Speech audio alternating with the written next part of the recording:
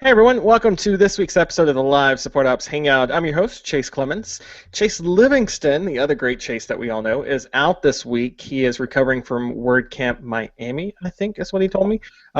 Everything I've seen on Twitter says he absolutely nailed it out of the park, so I'm going to preempt all you and say shout out to Chase Livingston for doing a great job there. All right. We've got the rest of the crew back, plus a special guest this week. So we're going to start with Carolyn, who, if you don't know, we just had this bombshell dropped on us. She's going to be out for like the next 8 episodes, basically. So we're expecting lots of great wisdom from her before she goes on her jet-setting Europe trip, right? Yeah, thanks for pretending that that's going to affect anybody in a negative way. That's very kind of you. I'll be Yeah, I mean, that's one of those, if you're not around, then, you know, it just, I don't know, you lift the show up. Aww. I'm going to try to work in the whole You Lift Me Up song into the background in post-production, so it's going to be great. And then we've got Jeff Vincent from Wistia, who evidently, I don't know, weather was happening? I'm good. We're all good here. Boston may or may not be underwater by tomorrow, but we seem to be good for now. Does Boston ever get like a nice day? I mean, between the snow and floods? I know, isn't that weird? I feel like, well, maybe I'm the only one that's commuting normally on the show, so I'm the only one that's like affected by weather. But there was definitely snow, and it's been beautiful the last couple of months, so I guess I haven't said anything, but now it's definitely rain. So, well, hopefully you won't miss the next 2 months from flooding, because then we'll just have to wrap sadness, just sadness from Carolyn saying, well, the time's going to be a little bit different, so I might be out at that time. It's like midnight. I might be taking a nap at that time, so I won't be able to make the show, you guys. And then our special guest this week from the wonderful team over at Ask Nicely, John Ballinger. So, John, go ahead and tell us a little bit about what Nicely is and what y'all do over there. Yeah, sure. So thanks for inviting me onto the show. So Ask Nicely is a new product. We're what we'd call a pure play Net Promoter Score platform. We allow companies to upload their email list or connect into their support tools or CRMs, and we send out a survey email. And in that survey email, we'll ask the questions, how likely are you to recommend this product or a brand to a friend? And we allow customers to respond by clicking on one of 11 buttons and then leaving feedback. So we have a lot of customers using Ask Nicely for triggered customer support. So when a case is closed, we send out an NPS question, and in that question they can pretty much respond to that support query that they've had, and then they also leave a comment. So that's what we've been doing. We've been running for about a year now, and we've been going at full speed probably for the last 6 months. Awesome. And see, just to show the power of planning here, we're actually talking about surveys on this episode. I thought ahead. It's great. Fantastic. So yeah, great to have you on the show. And just to kind of dive into all the fun that we're going to have on this one. So kind of like you mentioned, you know, we see surveys all over the place. They're at the end of, you know, just about every support email interaction that you're going to have with somebody. You've probably gotten one from just about any store you've ever visited in the last, like, forever. I got one in the mail the other day from Walmart, which I figure once it made it to that point, that's like the mass whatever the I can't even think of the phrase, but it's the point where the tipping point. The tipping point, yeah. And it was funny because I saw in the one of the chat rooms the other day that they're even in, I think it was at Heathrow, there's these little buttons now where you can leave feedback about how your interaction with their security agents were. You can press the smiley face, the flat face, the frown face. I mean, at that point, if it's a physical product, that's really is the tipping point. I have a picture of that somewhere. Yeah, that was from 2003, wasn't it? I don't know. I just saw it the other day, so I'm going to put it in the show notes. And if it is 2003, then the Brits just have us all beat in all of this. So yeah, I mean, basically, companies are asking about your thoughts, your feedback all the time. So we want to talk about the best ways to go about those surveys, the best formats to use, and all that kind of fun stuff. So let's kind of start. Well, we'll start with John on this one. You mentioned that people were starting to include Ask Nicely at the bottom of like your typical support email interactions and those kind of things. So when it comes to those, are those good things that people should be including? Like, should we be asking about every single email interaction that we have with a customer? Right, so I'll clarify that a little bit. So I noticed that with most modern tools like Help Scout, because I think you use Help Scout, don't Yep. you, Carolyn? And with Help Scout, you have the ability to rate at the bottom of every email with these faces. Mhm. That's not what we do. So what we do is with Help Scout, when you close a case inside Help Scout, you trigger a notification to Ask Nicely. And what Ask Nicely will do is send a third-party email to that customer. And the email is not necessarily so much about the interaction you've had. We ask a slightly different question. Well, I suppose it is about the interaction, but we ask, based on your interaction with, say, Buffer, how likely do you reckon to buffer to a friend or colleague? And that's sort of so this is when the case has been closed. And we do two things there. So because we've got the 0 to 10 scale, that if a customer clicks on 10, we can see they're really happy with that interaction. And then because they leave a follow-up comment after this, they say, I dealt with Carolyn at Buffer, and she was fantastic. I told Buffer about all my friends. I've actually told 3 friends. Or they do the vice versa, and they click on a 0 or a 2 or a very low score, and they say, my problem was not resolved. I'm really upset. I would not recommend Buffer to anyone. And I think this is a chance to catch sort of someone that's fallen through the net. I think we've talked about, I heard in the previous show, I think show 80, you've had this interaction, maybe someone else has taken over maybe an invoice query or a billing query, and they've tried to do a good job about it, and they think they've closed the case, and the customer comes back with a 0, says, look, you haven't solved my problem. So this is really a great way to fix or find people that are falling through the net, and then following up with those people. So we do that at the end of an interaction, or the end of a case. Yeah, okay, so let's kind of look at that versus, so Carolyn, when it comes to Help Scout, those get tacked on basically at the end of every email rather than every case. So do you find that having it at the end of every email helps you kind of gauge how happy that customer is? Yeah, a lot of people do do choose a face. I don't know that we really need it to know if we made the customer happy, but usually we have a pretty good sense. I totally agree with Jono that every now and then, instead of replying to the email, they leave an unhappy face and say, this actually wasn't solved. And so he's totally right. I completely agree that we have that experience as well, that sometimes for whatever reason they're tired and burned out on the thread or whatever it is, and they decide to give feedback as opposed to sort of reopening that one. So we do get that, which is great to catch those. And yeah, I think it's somewhat cathartic. People like to give positive feedback and to express disappointment when they feel like they weren't treated the way they expected. So yeah, I don't know if it's so valuable but we do it. So it's more positive than negative. And to answer your question about having it at the end of each email as opposed to the end of the case, there's something I think kind of nice about it just being there as opposed to it being another email. That's just a personal preference, probably. Yeah, and just to kind of set the baseline, Basecamp is on Help Scout. We do the same thing, smiley interaction at the end of every email there. For us, or I won't say for us, for me, I like having it at the end of every interaction because there's something, I don't know, maybe like you mentioned, cathartic on my part, where seeing like an email or interaction where the customer was kind of frustrated and angry, seeing that flip at the end to more of a happy kind of smiley face at the end, it's always a good feeling to know that has shifted toward the happier end of the scale. Jeff, just to kind of round things out so everyone kind of knows what everyone's doing, what happens with Wistia? Is it at the end of every email interaction, at the end of a case? How does that play out?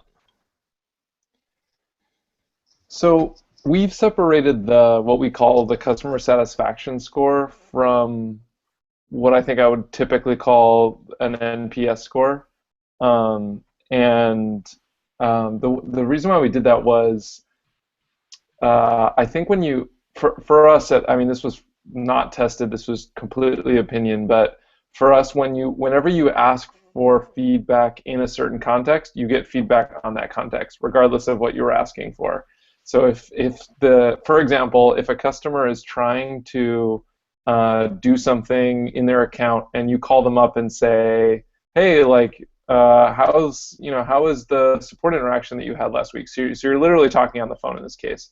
they're going to say, oh, it's great, but seriously, can you help me with this thing? Like, they're just more focused on what's going on with them at that moment and what they're trying to achieve. So we wanted to start measuring what we were calling customer happiness, but is really this Net Promoter Score consistently, and we wanted to take out the idea that whatever was going on at that moment, we wanted to take out as much of that contextual feedback as we could. So we started sending folks. So we measure CSAT score. Let's try saying that 10 times fast. Using those Help Scout that Help Scout functionality. We actually started it before Help Scout built their feature, and then when they launched it, we really liked the reporting, so we switched over to that. And so we do that after every interaction. People can leave feedback, and it's a great additional means of communication, right? So for a lot of people, if they feel like they're frustrated with the support they're getting, for example, they might sort of pop into this other mode of communication mid-thread and say, like, I don't feel like I'm getting the support that I need, or I feel like my question's not being heard. And there have been a number of times that the person who's actively providing the support has been able to get either feedback or catch themselves using language that they wish that that they realize is not helpful in the context, based on this second thread, this sub thread of information. And then we're measuring NPS score. Well, we've measured it once quarterly, and we plan to do that again. But that will be with a separate, we won't even be sending it to the same group of people again. We'll be sending it to a totally different group. Yeah, and that kind of, Jeff, gives us a great segue in here. And I want to kind of take a time out real quick, just so for people, we're going to be throwing around some acronyms here, and it can be kind of intimidating if you aren't used to all of these. So CSAT, really, say that 10 times fast. That's rough. CSAT scores are typically, it's customer satisfaction, and it breaks down around the question of basically how would you rate your overall satisfaction with the service you received, and you can see that in a myriad of ways. You can see it on a percentage scale, 0 to 100%. A lot of times I see it in a 1 to 5 scale, 1 being dissatisfied, 5 being satisfied, that kind of thing. NPS, Net Promoter Score, breaks down around the question, how likely is it that you would recommend the product, the company, Carolyn, whatever, how likely would you recommend them to a friend or a colleague? And that breaks down usually a 1 to 10 scale. You've got promoters at the top, then kind of passives in the middle, and then detractors from 5 and below. And then the other one that I'm going to throw out later in the show is called CES. It's the Customer Effort Score. And we'll have all these in the show notes too, so you don't have to write all this down furiously. But the CES is based around how much effort did you personally have to put forth to handle the request that you had, and that's a 1 to 5 score too. So those are the big ones that we're talking about. So we've got the kind of single customer email interactions out of the way now, because those were kind of just a starting place. The more interesting ones happen, like Jeff pointed out, with the big customer groups. So we're going to swing back around to John now. When it comes to the NPS, looking at not how great it is, but how a company should be using NPS, how often do you think a company should be sending out those kind of NPS surveys to their customers, to groups of customers, rather than just one person at a time? Yeah, so that's a fantastic question, and I just heard before. Sorry, I forgot the friend from Wistia. What's the Wistia's guy's name? Jeff. Jeff, sorry, Jeff. That's even my brother name. I should better remember that. And Jeff's saying they send the NPS score out quarterly. Something we've built from the ground up with Ask Nicely is to remove this avalanche of feedback that you get around regular NPS surveys. So most businesses will go around and they'll grab a whole lot of emails and they'll put them into a spreadsheet and they'll upload them into a system, and then what they'll try and do is they'll blast that out to a whole lot of people, and they'll get this avalanche of feedback back. They'll get a score. You may even be collecting comments. We collect comments. But you get this back and you can't really do anything with it. And so that's the problem with if you're sending something, say, quarterly. What Ask Nicely does is says, well, why don't we actually control how many emails you send out every day? So we do it daily. That's the biggest thing you can do with your company, because with daily you can actually do something about changing your NPS score. So if you measure it, sure, you've got a number. you'll sit down in the boardroom, and as we say, you'll get all scratchy beady about it and go, oh, NPS score's down. Well, let's just continue business as normal. I'm just short. There's too much water in Boston, and everyone was feeling really grumpy. So we measure it daily, and we try and actually route that to the right people. And so you can look at how you want to change, what can you do inside your organization, route that to the right people, and actually look at moving your NPS score, because we think that's the most important thing. Coming back to frequency, there is some frequency component involved in it. So while we're doing it daily, is how often should a customer get an NPS survey back? So how often should we be triggering surveys? In support, we say at the moment we have rules set up saying if a case is closed and you had 2 cases within a month, we'd only send you 1 NPS survey. So for support, we say every 30 days because it's a more frequent interaction. So at the end of a case being closed in support, it'll be 30 days. But if you're doing something like a baseline NPS or a brand NPS, which was Jeff's doing in Worcester, he does those every 90 days, so every quarter. We'd probably recommend the same for a company. If you're taking subscriptions from customers and they're paying you every month, and these people are really value, and churn is a real issue for your company, you really want to know what those customers are doing. So quarterly is absolutely is a fantastic, is probably up there in the frequency, but would be the frequency you're doing if you're a subscription type service. If you don't have so much interaction with your customers, then maybe twice yearly would also work quite well, but quarterly would be a gold standard in my opinion. Yeah, Jeff, what do you think? Has quarterly? I know this is only the first time, and I'm sure you were like flooded with responses and everything this first time. But going forward, was quarterly kind of a good thing to pick, or are you thinking maybe tweak that down the road to go monthly or something?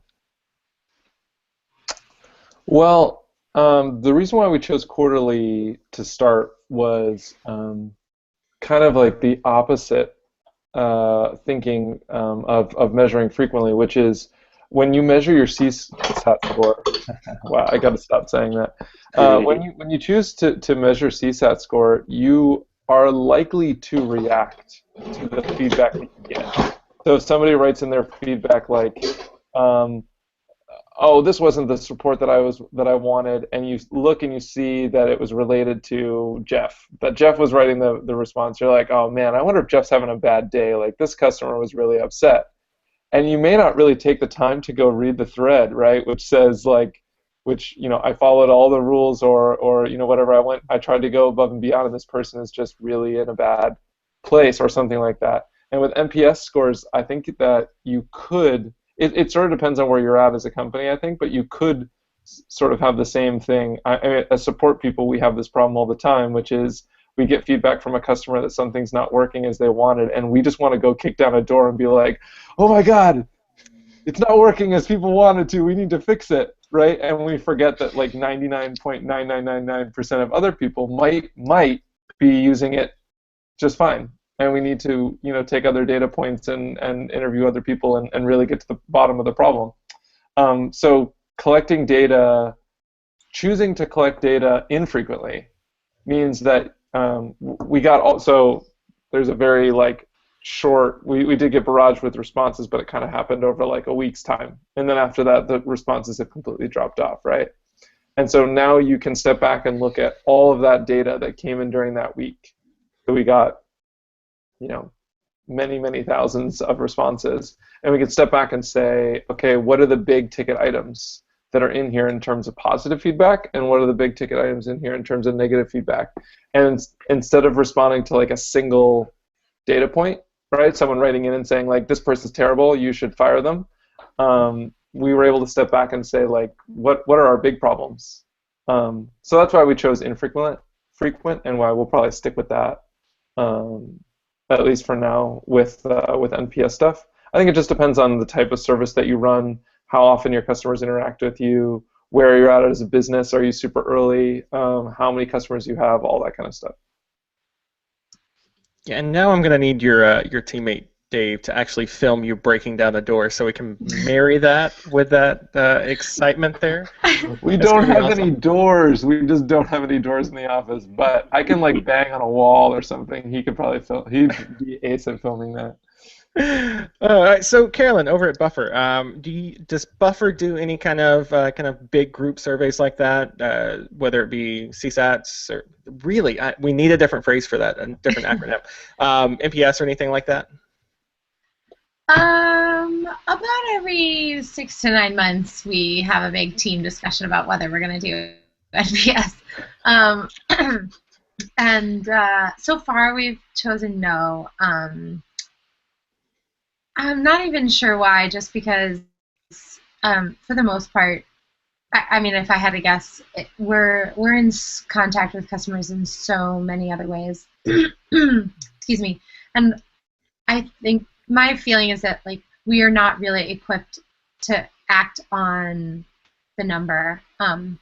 So like I can see the value of doing the survey and then getting sort of a baseline and then seeing if it goes up or down, but then you have to sort of ask people a lot of times, and we are in communication over a lot of support, and we also do a lot of customer development. So we're in touch with people a lot. We have a whole team of people just to talk to customers about what their experience is with either an existing feature or a proposed solution to a challenge or a brand new feature or that kind of stuff. So we've kind of gone that route as opposed to kind of the big data side. Although the SOS major in me just kind of salivates at that kind of data. We're not really set up at this moment to do it, but it always comes up, and one of these times it'll happen. Well, see, now we've got a good baseline of like a company not doing it, a company that is doing it, and then the guy who actually made one of the tools that does it. This is why you should listen to our show. We get all the viewpoints going on here.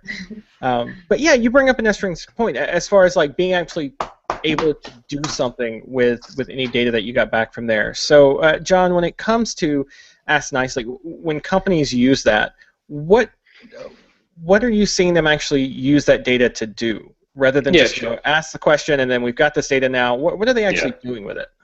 So I'm going to loop back on a few things here. So this might be slightly long, but something like with Carolyn. So Carolyn's never used it before, and she doesn't really have that baseline. So we notice just about with every company that starts using or Ask Nicely. So I get to see all these people signing up for our product, turning it on, and seeing what happens. And even though they think they've got an awesome team, they run the NPS they turn the NPS on.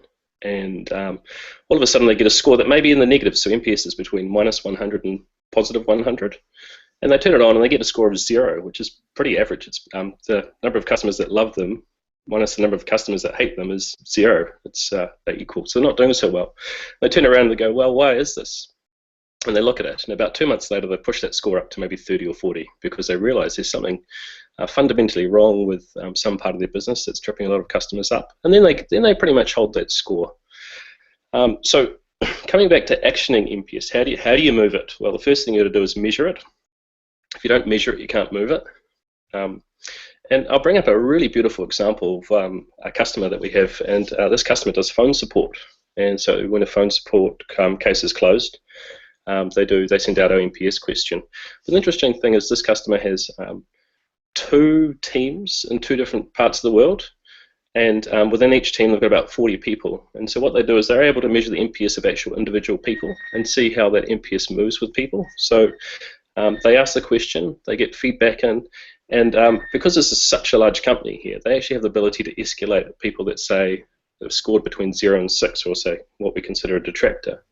And so if someone's had a real problem, so a real technical problem, someone's tried to solve this issue, a support person's tried to solve this issue, and they couldn't, what they do is they have one of their support gurus who's come along and escalated this, and they leave some notes. They actually ring up the customer again, and they try and rescue that customer, because this customer has indicated that they're ready to use another product. They want to churn. They want to stop paying you at the end of this year, depending on their subscription, and they want to go use another product. So the trick to being able to move the NPS is actually having it after an interaction, for example, support, or being able to follow up that interaction. So doing it daily helps you, which our product does, is what we're keen about, is the ability we can push these alerts that we create when someone scores you a low score into the right people. we do something like segmentation, so we can figure out what type of customer it is, and we can send a low score straight to the CEO, the head of the support team, also back down to the agent to see how that agent's doing. So on the negative case, we have the ability to follow up, and also on the, I think on the positive side as well, we have the ability to see who's doing really, really well. So at the end of that support interaction you've had, we have the ability to close the loop and say, I've just been talking with Jeff at Wistia. He was fantastic, awesome guy. I love this guy, and it really boosts the morale of people inside the organisation, wanting them to actually work harder and doing a better case in support as well. So the trick is actioning it to improve it, and then just routing that to the right people. Yeah, so Jeff, with Wistia and all this data that you've collected with NPS, what's the right people at Wistia doing with that to actually have something to do with it? Yeah, I think that's a great question. And what we'd love to do in the future is to have someone who that's really what they do, right? Is own that data. Currently, I guess that's my responsibility. Or actually, I know that that's my responsibility. Yeah, we should point out also that Jeff just got a nice big, I don't know, bump, transition to a new role. He's now what, product? I forget. I saw it the other day in your email. Your product lead or something. Go with product manager. There we go, product manager. Cool. So first, congrats for that. Now, second, what are you going to be doing with all this? So what we've been doing over the first, so we collected our first set of data end of March, end of the first quarter. And first of all, it was like a nice cause for celebration. We had what I consider a very high score that we were happy with. But then we looked at a lot of the negative scores and read through the comments and put some, super back of a napkin data together about what was causing lower scores, or even of folks who scored us sort of highly, what prevented them from scoring us really highly. So the NPS rating, I believe, throws out 7s and 8s. Correct. Yep. And we were looking at a lot of 7s and 8s, and there are people who will leave it's amazing. They will leave very in-depth feedback about what would have moved them to a 9 or a 10, right? Like maybe they've done this practice before, so they know how it works, but they knew we wanted to get them there, and they told us what would have gotten them there, and we used that as data to decide what are some of the things that we need to be focusing on in the next quarter, right, or over time. Like what are some of the conversations that we are having or that we're not having that could really affect the customer? Because you hear about companies or products all the time that they fall in love with something new and shiny, and they go and they build it, and the customers are kind of like, meh. Like they may even move on to another solution because you haven't solved their basic problems. And so we're trying to use the customer feedback to make sure that whatever we're spending a lot of our time talking about or building is in line with what the customer actually wants, right? Or we're taking that as at least a very, very valid data point. So the way we've used the data so far, like I said, I guess before, is trying to bucket it, find out what the biggest buckets are, and making sure that we're thinking about how to either solve the problem or escalate it or whatever. So Carolyn, with Buffer, you touched on this a little bit earlier as far as not doing a big kind of survey like this because you've got all these little indications and indicators of your customers' happiness. So can you kind of talk about that a little bit? Because I feel like a lot of times, especially not like our companies, but like bigger companies, like Walmart size, will look at an NPS score or a CES score and be like, this is the one number that we're going to focus on, when in reality I feel like a lot of times we should be looking at a bunch of smaller little numbers like you mentioned. So can you kind of elaborate on what Buffer's looking at to kind of figure out if your customers are happy? Yeah, so we do a lot of qualitative data, which is a whole lot less easy to wrap up in a bow, and to it's a lot messier, right? But we're just kind of in that stage where we're still wanting to talk to a lot of people and really hear what that is. And Yeah, you Like say that stage, but I mean, Basecamp still does that. We don't really have a big NPS score or anything like that. We look at, kind of the interactions we're having with customers and phone calls that we're having with them. So I don't think it's like a stage as much as you kind of make it out to be. Like, don't feel bad. If you're watching the YouTube, we see Caroline kind of being like, but we do it this way, and that's cool. I mean, that's what I want to kind of, see how Buffer's doing that without using a big number like this. Yeah, you're right. I didn't mean. Sorry, I shouldn't have used the word stage. I didn't mean like stage of. I kind of meant like company stage. Like it seems like where it's like a kind of startup-y in some ways too. Not at all that it's not startup-y to do NPS, because it totally is. But anyway, so yeah, we do. So we are very encouraging of people to get in contact with us, which if you like watch the show and or listen to the show, you know that. But we have it in the PS of every main email. We have like get in touch everywhere, all over everything. And if they use the form, we can tell how urgent they rated their own query, which is a replacement of how they're feeling in it going into it, which is a separate conversation. But we kind of decided that we can tell how they're feeling, and instead we ask them to rank their urgency. So based on how hysterical they are about the question, we can kind of get a gauge of what percentage of people are feeling really anxious about the problem. And that's Jeff always says, like, the happiest customer doesn't write you at all, right? Or except for a very small percentage at the very end. So, we can tell what percentage of people are writing in. We can tell what percentage of people are writing in with urgent questions. We can track where the urgent questions are coming from, like what specific plans and what specific areas of the product that they're having. So we do a lot of this kind of stuff to just get a sense of it. And so when we say, like, we're getting a lot of urgent questions about, posting, then we can go through that and just qualitatively read through each one and kind of what Jeff described, like bucket it. Is it posting because they can't upload a photo? Is it posting because the button's not working, or that kind of stuff? So we do a lot of that in the support world. We also track at the end of every interaction. We get about between 15 to 20% of a response rate on those, which seems kind of high to me, but I would love to hear the percentage that you guys get if you know it. So we do that. We have a whole team that does customer development to specifically, they literally just talk to customers all day long. They set up calls through Twitter, through email, through, if they've used one specific feature, if they've gotten one specific error, like they literally just talk to customers all day long. And there's several people doing that full time. Take a deep breath. And we also do a lot with the data that the customer happiness team doesn't really do, but the data team does. So they track churn, and we've got a really great guy on the team, Maxime, who's tracking he's just a data wizard right now, and he's figuring out what percentage of customers are actually churning, like actively canceling, versus their credit cards just running out. And like you can learn so much just by looking at the data that you have, if you have somebody who's able to do that, obviously. So that's outside of my realm and our team, but basically absolutely everything that goes on in Buffer is related to customer happiness in some way, and usually that is measured in some way. So there's a gazillion ways to watch these things, and especially watch them change. John's point of, it's less necessarily about where you start, more the changes that you make.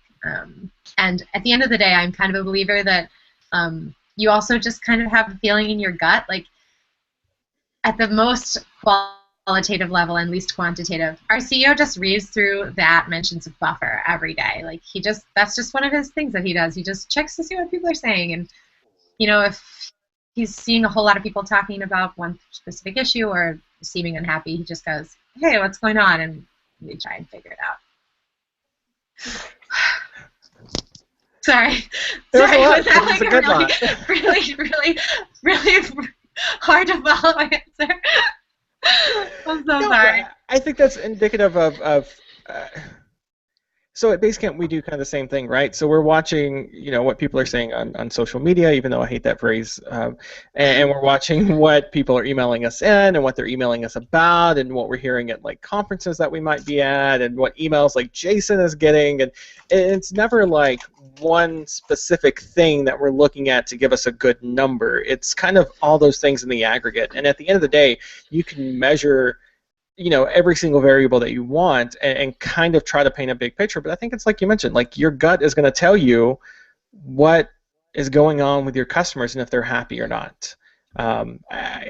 That's just me anyways. Kind of, John, to swing it back to you, just kind of start kind of wrapping things up here. Is NPS kind of that end-all, be-all kind of number that companies should be watching, or is it more like Carolyn was talking about, more like a one arrow in your quiver to kind of watch and see how your customers are doing? Well, I'm going to be biased in this, but it's absolutely. I think it's absolutely the best question you can ask your customers. It solves two things that you have: quantitative and qualitative. So you've got this whether or not the metric's right, that doesn't really matter, but you're measuring something and you're coming back with that score between 0 and 10. The customer's hitting 0 or 10, one of those buttons, any one of those buttons. And you're coming back with a quantitative score. So every month you can say what your NPS is. Again, we do it daily, so we can tell you every single month your NPS is sitting at 30, it's sitting at 40. Yeah, now we're into June, so my NPS might be sitting at 60, it might be going up, might be going down. Now, why is it going down? So that's when we can dig into the qualitative data that everyone's talking about here. So this is the gut feel of when someone wants to talk about something bad. There's always that saying that one unhappy customer probably means there's 10 unhappy customers. So if you're talking to all your customers, you should know who those unhappy customers are and should be able to reach out and measure that. And the cool thing with NPS is it's something that's actionable or sort of comparable between different businesses. So I can pull out our NPS score and I can compare that with other people in the same industry. So if you're a SaaS startup and you have a low NPS score, you can actually say it's something we can compare, which is really interesting. So it is quite a universal metric. It's an accepted metric, and it should probably be one of your 6 KPIs that you should be tracking inside your business today. So the short answer is yes. Also, Jeff, you get the final word on this, since you're kind of, I think it was kind of you that, yeah, exciting here. I mean, you were one of the ones to email me a couple of months ago because you were kind of looking at implementing a big kind of survey-type metric like this. So out of all the research that you've done over the last couple of months, you settled on NPS, doing it quarterly. Is that the approach that you would recommend for somebody else that's in the SaaS world? Oh, gosh. And throw in anything else you want just to wrap it up. Give us a nice, neat thing we can put a bow on. Oh, I can't do it. So much pressure. Here's what I would say. You really don't want to measure or manage your customer experience or your product retroactively. You really want to try to do it proactively, not like reactively or looking backwards. But you need to be aware of like what the inputs are for that. And I think John put it nicely. It's like you might be able to follow up with people who are not having a good experience and find out, is there a root cause to that? Is there something where like a whole group of people that I'm bringing in are not having a good experience because we're selling something that we can't back up or something like that. But I think that for us, we really wanted to find a way to get above the daily noise, right? Like the daily, this person is having an issue. Firefox seems to be having a problem. Like, let's dive into that and be thinking, we want Wistia to be 10x, 100x what it is now. How are we going to get from here to there? It's probably not just by solving problems reactively. It's also by trying to get that big bucket of data that we can parse through. So I can't I feel like anyone who tries to put a bow on it's going to sound stammering like I am now, but it kind of depends on where you're at.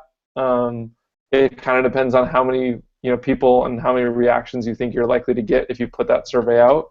But for us, we knew it was going to be a lot, and it was going to be a constant daily stream. And if we were going to do it daily. So we decided to do it infrequently, and now we're trying to manage that proactively going forward. Right, move your NPS number by finding the biggest bottleneck, not by tackling every single one as they come in. That's just our approach.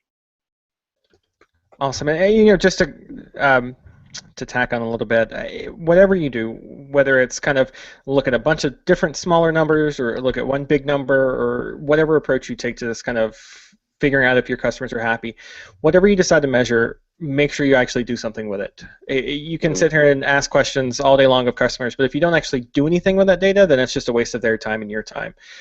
So that's one of those, whatever approach you take, make sure it's something that you're actually going to look at the data and do something with. Otherwise, like I mentioned, it's just a waste of time.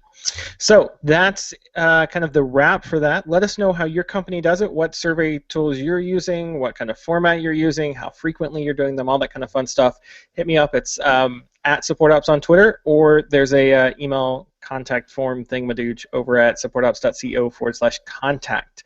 That said, this has got to be a great shout-out session since Carolyn is leaving us. So I'm just giving you a warning. We've got to make it perfect on the sound effects, okay? So that brings us to my favorite part of each and every week. It's this week's shout-outs. These are the things that are making us happy, so happy you want to shout them out from the rooftops and mountains to let you know that you should be doing, buying, or whatever the verb is there. Jeff, let's go. First off, let me just say congrats to both of you for a perfect, great sounding shout out noise. So kudos on that. So yeah, Jeff, what have you got for a shout out? I was notified by what's that super popular service that like tells you what apps are hot? Product Hunt. Product Hunt. I was notified by Product Hunt that there is a cool new task, like a to-do list app, surprise, called Postpone, and I checked it out. And I think the URL is postponeapp.com, and the marketing work done for it, the design work done for it is just wonderful. It's really, really cute, and it draws you in. I have no idea, honestly, if I'm going to use the product. I have a pretty good system going, and I don't see myself changing. But for anyone who doesn't have said system, I would totally recommend checking it out, and it's free, I think. The marketing page is cute. Yeah, postponeapp.com. That's kind of got like a hand-drawn Dropbox Basecamp kind of feel to it. That's awesome. There's a lot of great illustrations going on the marketing site and in the app as well. I think it's well done. Awesome. John, I can't remember. Well, you've listened to the show, so you know about shout-outs. Have you got one for us? I've got two. Oh, for so those that want to attention to Carolyn with her dual shout-outs. Yeah, that's right. I That's got right. 3 today. Oh God. Okay. Well, for anyone that wants to measure NPS, would be whichever. AskNice.ly is our product that measures NPS. It's the best one I can shout out about. I've obviously put a plug to our to my little baby that I've been working on for so long. And then I think one of my favorite tools that I've been using, I'm not sure how old this is, it's maybe 2 or 3 years old actually, but it's called Simple Note. So it's available in the App Store. It is free. It is a very, very simple note-taking app and sharing app, which is quite amazing. You can share notes that you've got with so I share my notes with my co-founder, and it's just so simple and beautiful. We've been using it for well over a year now. And it's still working, so I'd highly recommend anyone wanting to take notes, want to search notes or tag notes or share someone with an email address and they stay up to date. Fantastic, and I think it syncs with iCloud, so it's available on all your devices. Free and simple. Simple note. Can't be free and simple. Awesome. Carolyn, since, like we mentioned, you're leaving us, so what's your final shout-outs? Okay.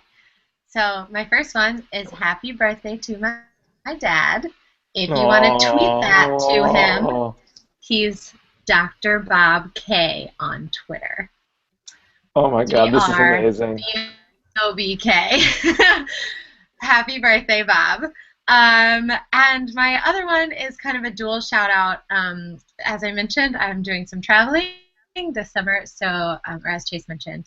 So I moved out of my apartment in San Francisco, and kind of a 1-2 punch of helping me move out was Make Space, which mails you boxes, you pack them, and they pick them up, and City Stash, which comes and picks up your furniture and stores it for you. And both of those two companies I had a great experience with. And they're not only available in San Francisco. I always get in trouble for this. They're available each San Francisco and one other city, New York and Washington, D.C., I think. But the greatest thing about these services is not having to have a back injury at the end of your move. So kudos to both of them, and thank you to both of them for making my moves so smooth. Aww. Well, at least you're up to 2 cities now, even if it's cities we don't live near. That's still cool. And just to make sure we get that straight, so we're tweeting at Dr. Bob K, right? Yeah. He's a red egg. Okay. Yeah. He doesn't He's have an famous avatar. He's famous for saying, I don't understand this Twitter shit. But you'll help him understand it if you tweet happy birthday to him. I think he's like worried about being found. Really, I mean, all of the Twitter. people listening to our show, this is the only thing we're going to ask of you for the rest of the year. So just please tweet happy birthday to at Dr. Bob K, because that'll make him really happy. One of 2 tweets is amazing high-speed photos of dogs. Yeah, we're trying to work on him to get back into Twitter. That was from November of 2012. That is straight up Twitter right there. That's what more do you need? This guy is something else. Oh, all right. So I'm going to throw out my shout out before we devolve into anything else.